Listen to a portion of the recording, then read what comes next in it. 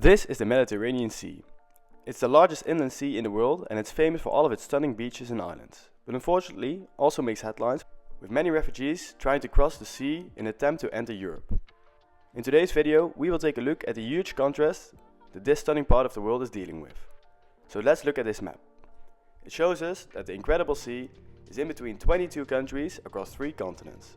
But it's so much more than borders between different nations. It's also the boundary between the rich Europe and the poorer Africa and Middle East, the mostly Christian Europe and mostly Muslim North Africa, and is the edge of the European Union.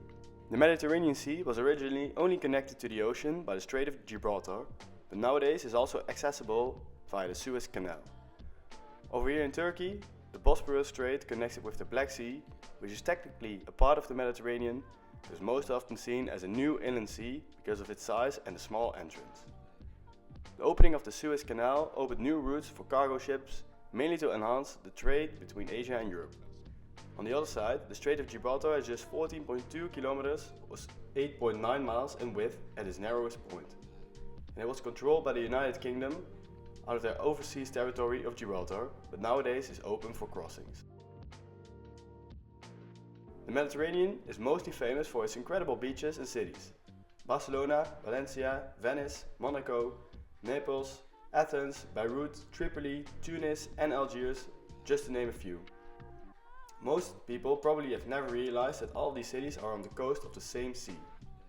And then there are all these beautiful islands such as Mallorca, Ibiza, Sardinia, Corsica, Sicily, the island nations of Malta and Cyprus, and countless Greek islands that all look like paradise. And up until now, this part of the world looks like it's absolutely perfect. But there is a very controversial part about it. In the last decade, millions of people tried to reach Europe for various reasons.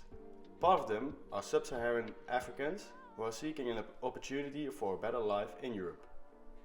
The majority of this group takes this route in an attempt to reach the European mainland, and part of them are Syrian refugees who are fleeing the country from the war.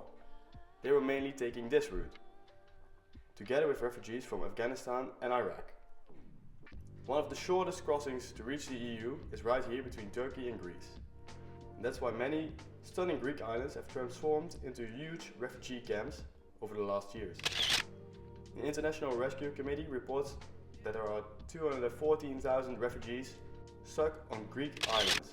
And furthermore, the Refugee Agency of the United Nations reported a staggering 280,000 refugees departed from North Africa in 2023.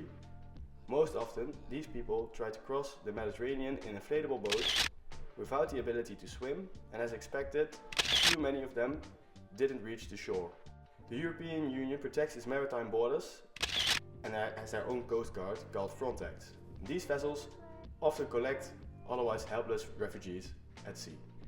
The beautiful Mediterranean Sea with all of its sparkling cities, paradise-like islands and sunshine is a tourist attraction where many Europeans celebrate their holidays.